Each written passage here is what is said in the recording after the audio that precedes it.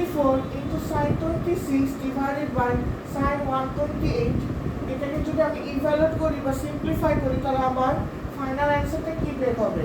So পরের স্টেপে আমি যে কাজটা করতে পারি সেটা হলো যে sin 64 আচ্ছা sin 26 into sin 26 এই জিনিসটাকে আমি এভাবে লিখতে পারি যে cos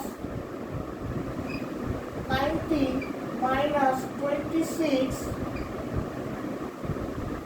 divided by sin 128 equals to sin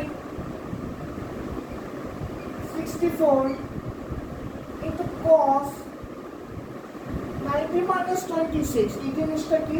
এই জিনিসটা হলো 64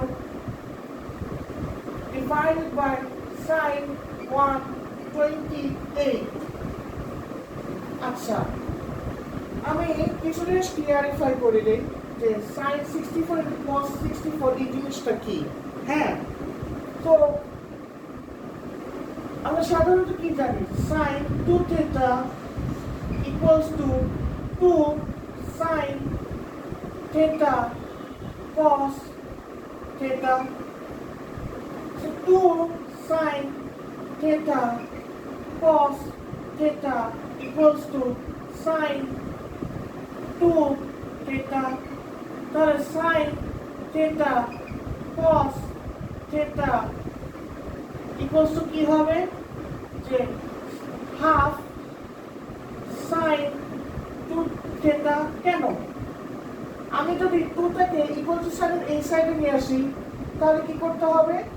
ইকুয়াল টু সাইনের দুই সাইডকে আবার 2 দিয়ে ডিভাইড করতে হবে। আমি তাই করেছি। তাহলে একটা জিনিস খেয়াল করে দেখেন যে এই 64 কে আমি থিটা ধরে নিলাম, এই 64 কে আমি থিটা ধরে নিলাম।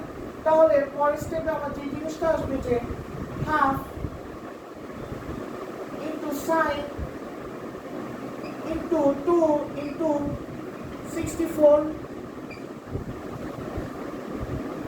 একটা শেয়ার করে দেখেন, আমি আবারও ক্লিয়ার করে দিচ্ছি যে sin theta cos theta equals to half sin 2 theta। তাহলে sin 64 into cos 64 তাহলে কি আসবে half sin into 2 into 64। Denominator কি? ডিনোমিনেটর আবার সেম থাকবে।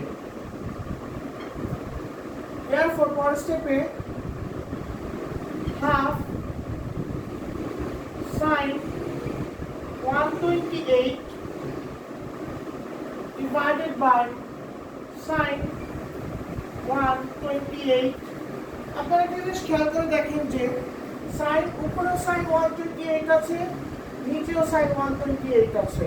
তার মানে কি আমি ডিনোমিনেটর আর নিউমারেটর কি ক্যান্সেল আউট করতে পারি। therefore my final answer comes half। in conclusion যে sin 64 into sin 26 divided by sin 128, my final answer comes half. Thank you so much.